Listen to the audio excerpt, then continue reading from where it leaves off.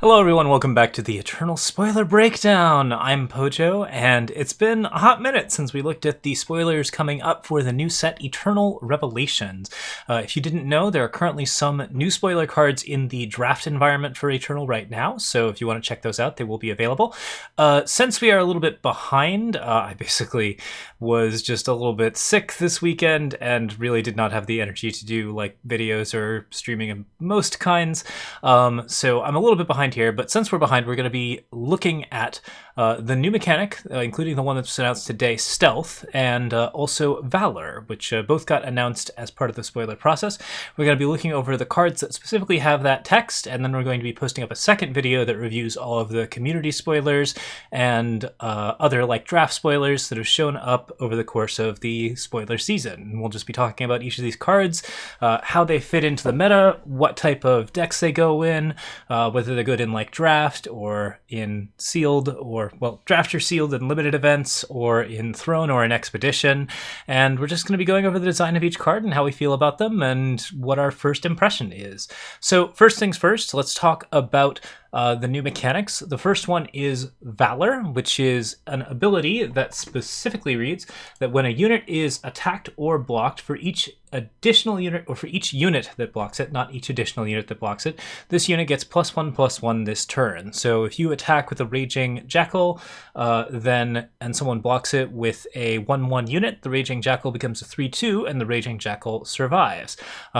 In a situation where there are two 1/1 units, the same thing happens. It becomes a 4/3, and it still survives. So this is a mechanic that specifically says that the more that you are attacking with, the bigger the unit, the more that you are blocking with, the bigger the unit's going to get, the better it's going to be able to handle interactions with other cards. So it's sort of like a pseudo-unblockable ability where you have the ability to get damage through a little bit more frequently due to the card's increased strength and value when being blocked. It's very, very good for aggressive styles that want to be like semi-evasive or at least force really bad trades. It is not a format that's particularly good for, it's not a keyword that's particularly good for pushing lots of damage or pushing a lot of damage across in decks that don't want to interact with you, such as against control lists that are running high amounts of removal and very few units.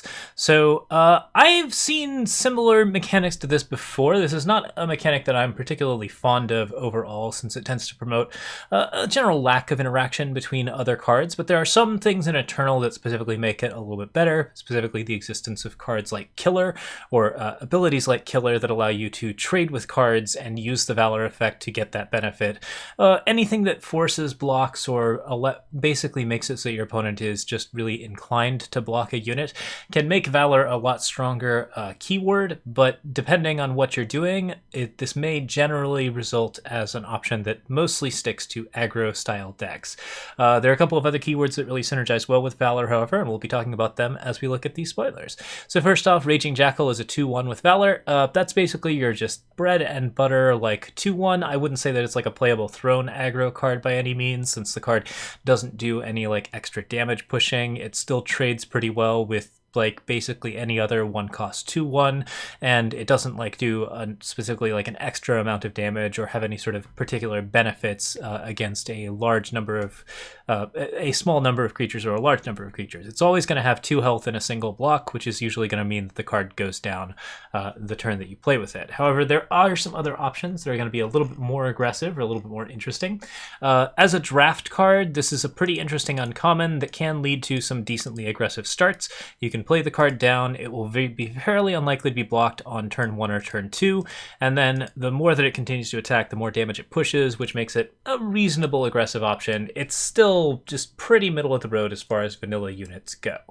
Okay, so let's look at some other Valor options. So next up we have Spearfrenzy Warrior, a 4/3 with Reckless and Valor. So same sort of basic like sort of draft card, I would say. This is something that has a little bit of strength and expedition, and the 3 health combined with the Valor ability means that it's actually going to trade fairly well with other cards of its caliber. It will generally at least have 4 health when you're trading with another 4-cost unit, and most 4-cost units are going to be doing around 3 to 4 damage. They aren't going to be doing a lot more than that typically. So in general, this is a card that can trade reasonably okay along its whole setup, but like it's mostly a drafter limited card.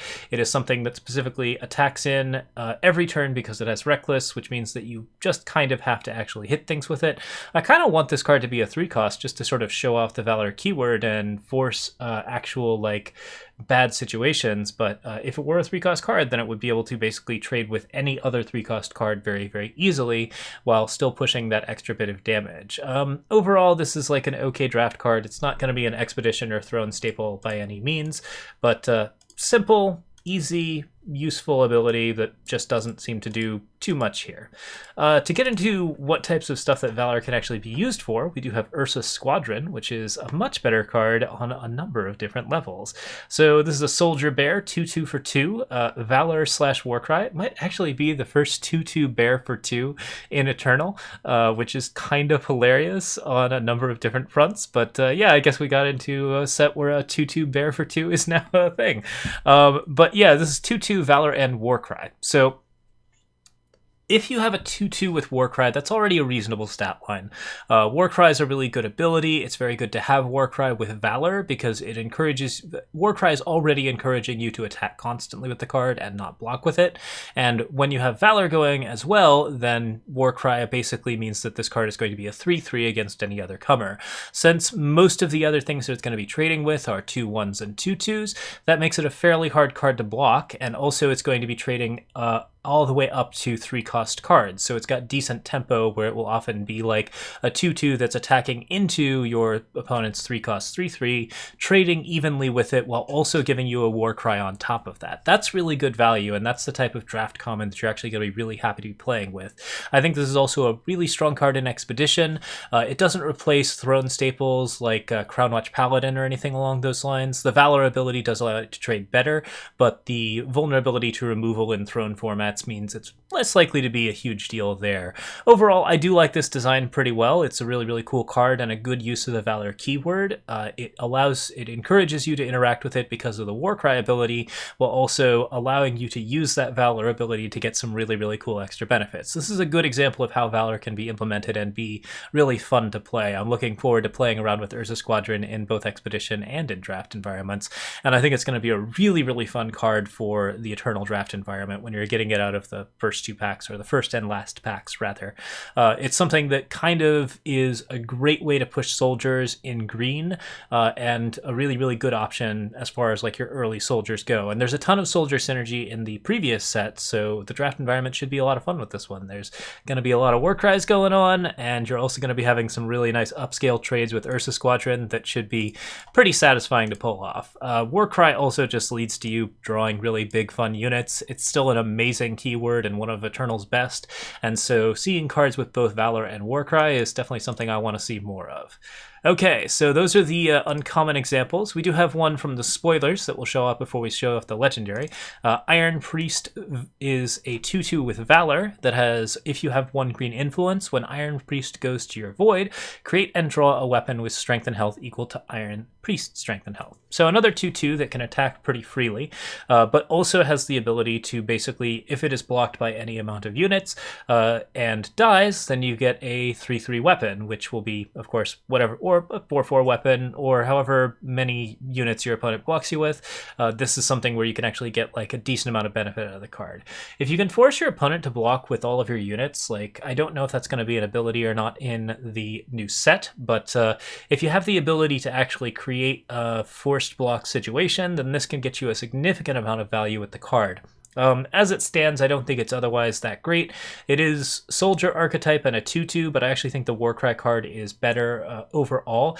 But a 2/2 that turns into a 2/2 weapon is still a reasonable amount of value for that card. Actually, there are very few cards that actually have that ability, and a lot of them that do have that ability are very strong, although they're typically strong because they can do that ability on the block. Like if you play Obsidian Golem and you create a 2/2 weapon on the block, that's generally considered like a decent tempo play, but you're also using cards like Combust and the actual ability to block to generate that value. Iron Priest offers that value on the attack, which is really relevant, but because she's not a particularly aggressive statted creature, that doesn't means they're likely to be ignored until the opponent is capable of dealing with whatever has that weapon.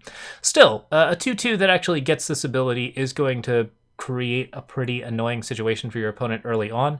This is one of the nicest value plays that you can play early on, just due to the fact that the card has that ability, and it forces your opponent to either silence it or ignore it on board, continuing your sort of spiral of advantage into assumably some other creatures that can do a little bit more and have a little bit more action on the board. But paired with the right units, this could be a particularly strong card due to that draw ability. I think that it's an interesting implementation of the Valor keyword. It doesn't sell me on it, but I think it's definitely a cool option overall. All right, and then the last one we've got is Valiant Guardian. This is the big legendary with the legendary spoiler. 8 cost, 8/8 for 4-time influence with endurance and overwhelm and valor.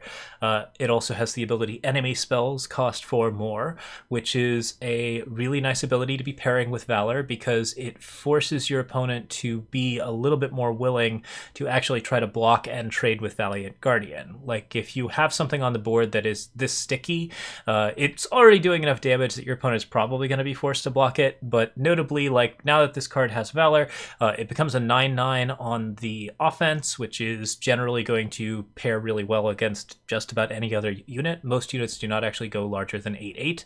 And it also has the ability, when it hits the enemy player, play the top 2 cards of your deck, which is just kind of ridiculous. So there's a really, really strong reason to block this card. It's likely going to be a 9/9 and even more likely to be just a 10/10 because it probably requires at least double blocking to get the card to go away. And even then, you can still like throw other buff cards on it. You can still potentially like teleport or bounce or remove some of the blockers after the Valor effect has applied, and you'll still get to keep the +1/+1 bonus. And then, of course, the card has Overwhelm, so it will spill over and play the top 2 cards of your deck, which is insane value. This is a really, really, really strong 8-drop. It has an immediate onboard effect that disrupts your opponent's removal. Obviously, like you can play it on 8, and then someone might just play an 8-cost Death Strike on their turn, and then you're at least tempo neutral. I think that's pretty reasonable for like the worst case scenario.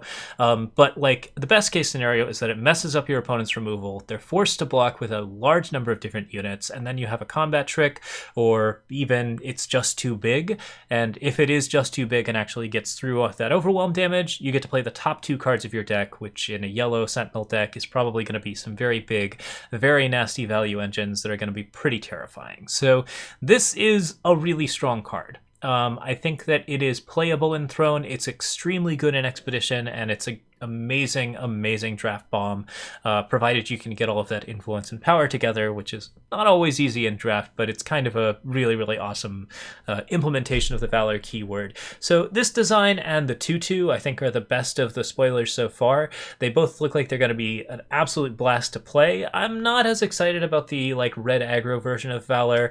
I think that like that sort of territory has been explored in other card games, and it never really turned out that well on the gameplay value aspect of it. Just leads to cards that don't get blocked all that often, but there are definitely some interesting tricks that you can play with it, and I think that Eternal is really experimenting with that design a little bit and designing some cards that are kind of pushing the envelope a little bit, which I think is really neat. Speaking of pushing the envelope, we have one more skill to review, and that is the new skill that was announced today, the 11th. It is Stealth. So let us find our base Stealth card.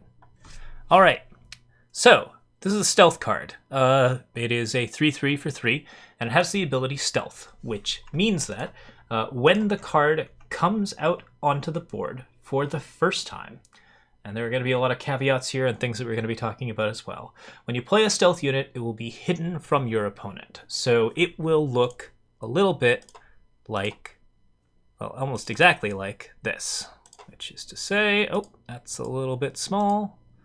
Let's bring that over. So it'll look like this. It'll be the same 3-cost unit. You'll see that it costs 3. You will not be able to see its strength, health, or traits. They will be hidden from you. So until the card is targeted by one of your spells, targeted by one of your opponent's spells, in other words, if anyone does anything that would cause them to click on the unit is probably the best way to describe this ability. So if a spell or ability affects the hidden unit, then the hidden unit becomes revealed. If the unit is about to deal damage or be dealt damage by another unit, so in other words, after the blocks have been declared in combat, then in any of those situations, it loses stealth and becomes revealed for the first time. So you can play a number of different 3-cost stealth units in your deck, and your opponent will not be able to know which of those units this card is until they target it with a spell or ability. In some ways, this is very similar to the morph mechanic from Magic the Gathering. In other ways, it's very, very different. It is definitely a digital-only design. This is not something that you can really super effectively do in other card games due to the fact that the card is just like, it's not even like a 2/2 creature or anything like that. It is just completely hidden. It is always whatever it is. And also, notably, you can interact with the card in the same way, regardless of whether or not its strength, health, and health stats are hidden. So, for example, with the 3/3 card that has stealth that we were just looking at, and let's put that back up on the board. In the case of Concealed Veteran, if you had a Vanquish in your hand, you would not be able to click on the Vanquish card to target the Concealed Veteran, because the Concealed Veteran, despite its strength and health being concealed from you, is still a 3/3. So by basically using cards in your own hand with certain restrictions like that, you might actually be able to determine what's going on with the card without actually revealing that to your opponent, and thus allow for some interesting mind games as well on that front. Likewise, if you have a Suffocate, you can target the Concealed Veteran with it because it is a 3/3, even though its strength and health are hidden from you. So while it is in stealth, you can still target it with spells that care about these types of things. On the same vein, if you're dealing with a Concealed Veteran on the board and you target it with a Char, you're certainly not going to know if the Char is going to kill the card until you reveal it and then find out that it is in fact a 3 health unit. So something to keep in mind. Your opponent could be playing any number of different cards with these types of stealth abilities, and the general style of these stealth cards means that you're going to want to see a lot of different strong stealth cards of the same costs.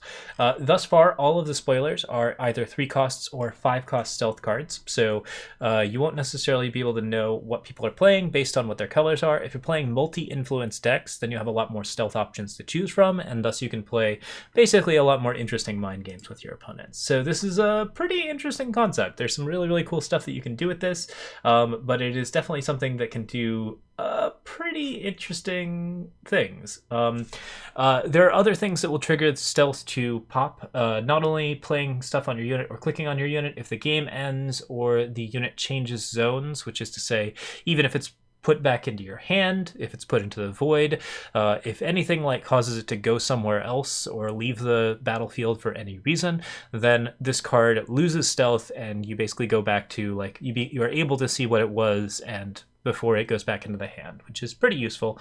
I certainly would like to see this paired with the reveal mechanic from Magic the Gathering, where you can actually see what the card was in your opponent's hand. This is something I've been asking for in Eternal for a really, really long time, and with the advent of stealth mechanics, this seems like something that would be a really, really good idea to implement at this point.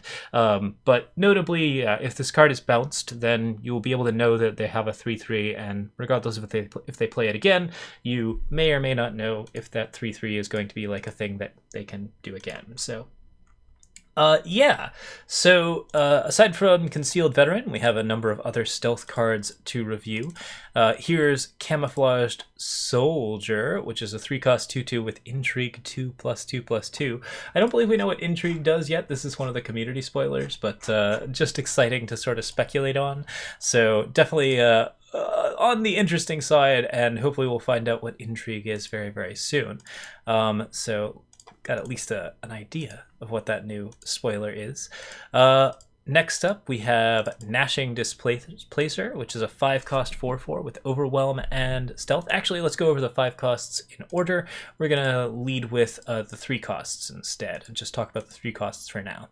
So Leatherhide, a 3/2 with Stealth that whenever it hits the enemy player gets +1/+1. So Leatherhide is a shadow card that basically offers your opponent the choice of trying to decide whether or not they're going to block a unit or not. Say you're playing a Xenon deck, you attack somebody with a Stealth Leatherhide.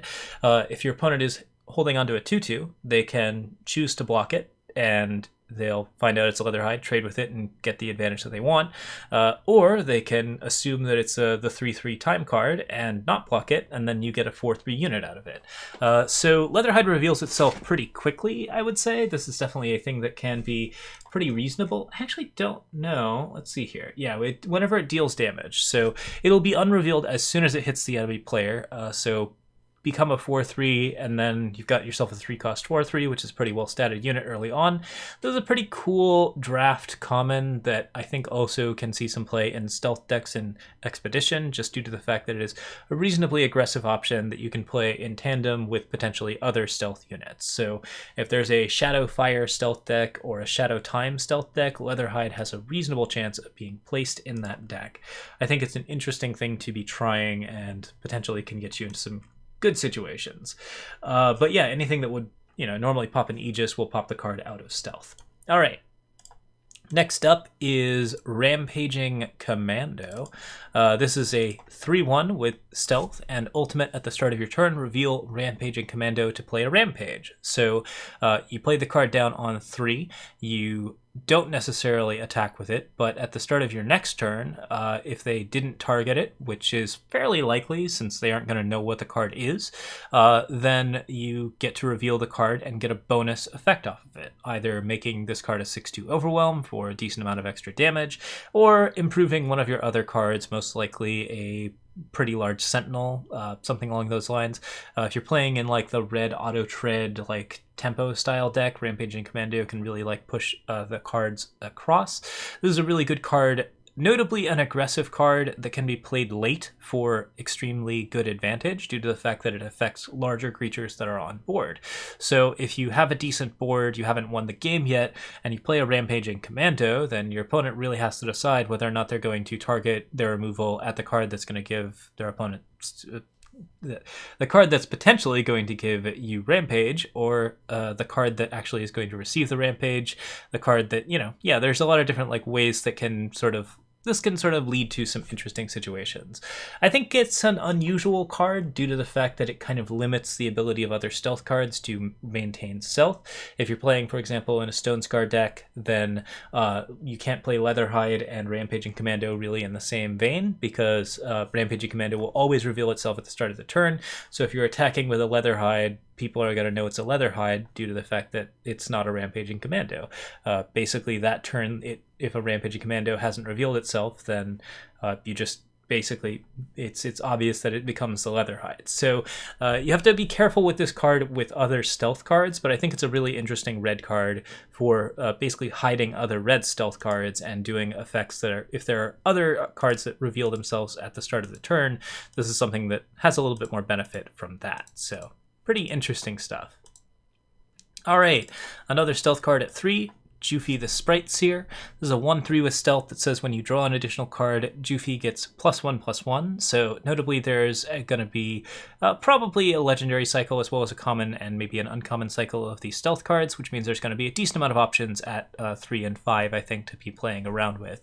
Jufi says when you draw an additional card, Jufi gets +1/+1, which I don't believe. Let's see here. I'm gonna check real quick. Okay, Jufi was a community spoiler, so it actually doesn't say if Jufi would reveal itself when that happens. But notably, you could potentially get this card to buff itself while it's still stealthed. I don't believe there's anything that like necessarily says that the card is going to... Yeah, if you aren't playing anything directly on it. So I believe this card actually does level itself up in stealth. It's possible I'm wrong about this. Certainly I haven't seen the card being played yet, but it seems to me that this is a card that basically just continues to get bigger and bigger the longer that it is out. And so if you aren't attacking with it, then you get to do some pretty cool stuff with it. It has Intrigue 2, transforming 4 power cards in your deck into Dragon's Eyes, which, depending on how Intrigue is played, I think is going to be a pretty interesting effect. Obviously, you have to get at least some amount of threshold received to do that, but changing your power cards for Dragon's Eye just Dragon's Eyes is almost strictly upside, since Dragon's Eyes are 0-cost cards that draw you 3 cards. So this is a card that basically makes it so that your late game, instead of drawing dead on power, you draw into massive spikes of value, which is super, super fun and a really, really cool way to play out like the remainder of a green-blue deck, where you basically have played out a bunch of your power, you transform the remainder of your power into Dragon's Eyes, and then you just draw nothing but value for the rest of the game, which you can then play pretty significantly and very quickly. I think this card is really, really cool. It's a good example of how the stealth mechanic can be used, in that basically it is a stealth card that you can hold off with and use defensively. Once this card becomes like a 3/5 or a 4/6 or something like that, it becomes an amazing blocker, because your opponent's not going to expect, say they attack you with a 3/3 on the first turn, you're not going to block with Jufi, so your opponent may make some assumptions about what the card is, and then at that point, once it gets up to a bigger stat line, you can block it and get the advantage of just killing the unit that you're blocking without necessarily your opponent understanding like that the card is going to block at that power level. So really, really cool benefits. Definitely does some neat things, and we'll find out what Intrigue does soon. Based on this card, I would hazard a guess that the Intrigue cost is paid in how many units deal damage. So like if you deal 2 damage, or if you have 2 different units deal unblocked attack damage, that might be the thing. There's also some other options like number of cards played, or just any number of like unusual different ways that you can trigger Intrigue. I don't really know what it's going to be, but it's definitely an interesting concept. Okay. So that, I think, is all the 3 costs with Stealth. Let's look at the 5 costs with Stealth, starting with the basic one, Gnashing Displacer.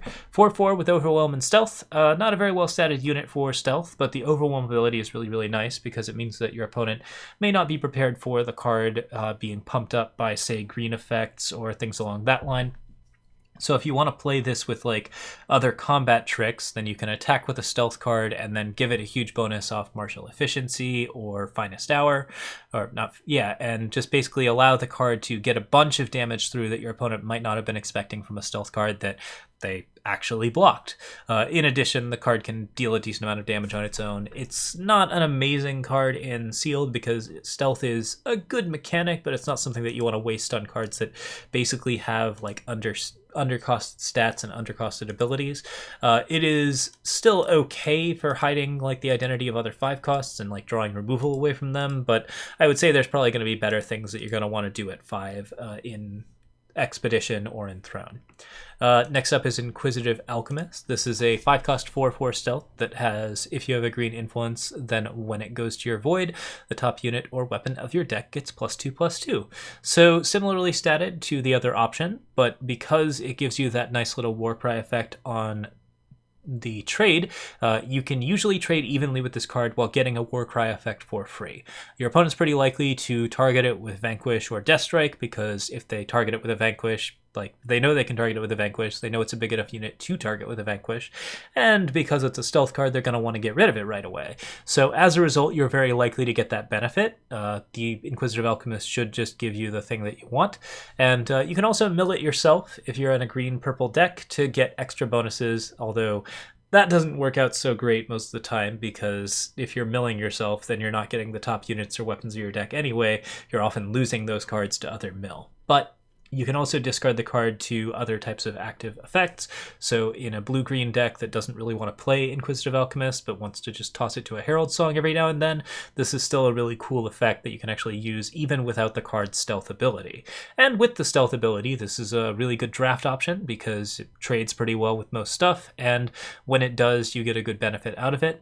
I would say that like in Expedition or Throne, I could see it. Throne is like a little bit unlikely here. It's an okay option for discard-based synergies for this reason, but the Warcry effect is not necessarily what you're going for. Whereas in like an Expedition style deck, I can definitely see this. Using it with like Whispering Wind or Herald Song or any number of other options can give you some pretty interesting benefits right off the bat. So really, really cool. And then the trade ability and the ability to hide your other 5-cost stealth cards is really, really neat as well. If you're playing 4 of these and you're playing 4 of some other stealth card that has an effect that you want to keep out on board, then this becomes like a really interesting game of cat and mouse where your opponent is punished for targeting the card with a Death Strike, but potentially it might be something even better that they actually should target with a Death Strike, such as a Jufi, although Jufi is of course a 3-cost, so you got to figure out which of these are the 5-cost cards. So yeah, super neat, and I believe, oh no, there's one last 5-cost, and this is actually my favorite. I love this card dearly. It's kind of a big Timmy card, but it's also just an amazing option. Okay, so the Last Carnosaur. Speaking of cards that your opponent will want to remove before they unstealth, this is a 5-cost 6/5 that has stealth and ultimate at the start of your turn. Reveal it to give all of your units, sorry, not one of your units, all of your units, including the Last Carnosaur, killer.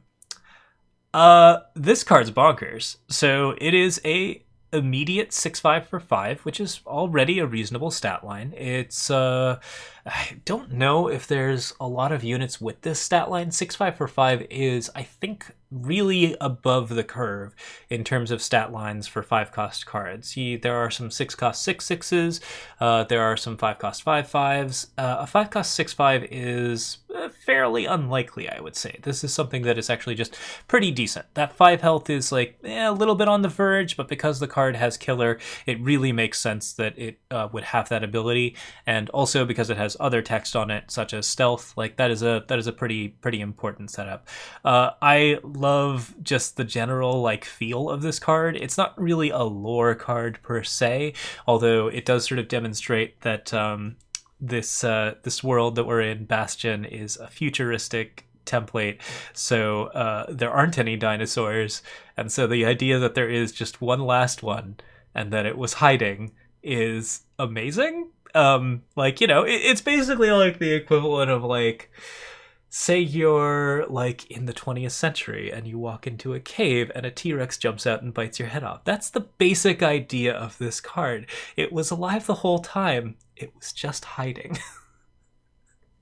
So, yeah, this is an amazing dinosaur for a number of different reasons. It's also an amazing card in Throne, Expedition, or Draft. It's a wonderful option.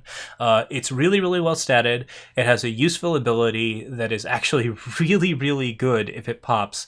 If you're playing it with a bunch of other dinosaurs and you just sort of like jam this to give other units killer, your opponent has to target it, which potentially leads them to target other things that they don't want to target. Depending on what the other stealth cards at 5 are, this could be an extremely strong card or just a fairly strong card. It might be that you play the Last Carnosaur on 5 and your opponent always knows that it's a Last Carnosaur because you're playing a time deck, and why wouldn't you just play this card? But even if they know what it is, the card is a must target at 5 that has amazing stats and has the ability to give everything else in your deck the ability to interact with and overvalue your opponent. So it's pretty wild, or not your deck, on your board. So yeah, it is like just a really strong option. It's not immediate board value, but it is immediate value in the sense that it demands an answer, and if it does not get answered, it's probably going to do something pretty horrible to your opponent that could be game ending. This is a really good 5-drop card, and it's a major sell for this set. This is something you're gonna want to craft, I think. It's also just a draft bomb. What a delight to play, and yeah, I think it's super happy. I'm definitely excited to see what kind of stuff comes out of this. I'm sure that Vanquish will be in the set, especially since they are describing that the Vanquish scenario as well as the Suffocate scenario. I would expect both of those cards to be Expedition legal, but even so, the Last Carnosaur seems like an absolute blast to play. Okay, so that's it for the Valor and Stealth cards. We are going to do a more detailed spoiler review of the rest of those cards, and that'll be up in probably tomorrow. We'll do a spoiler review of all the community spoilers and of the draft cards, and we'll be talking a little bit more about those. So tune in for those. Feel free to sub or follow if you're interested in more content stuff. We're definitely going to be doing some interesting deck techs with the new set. I am excited to be playing it, and that comes out May 18th. But yeah, thank you so much for watching, everyone. We will see you next time. Sorry for the delay in getting this spoiler video out, but at least we came out for the stealth cards on the day that they were out. And also, I am like super excited to be talking about these things. There's going to be some really fun cards in this set, and I am excited to talk about the rest of them in just a little bit. So we'll bring that out in just a bit, Until then, see you next time. Thanks for watching.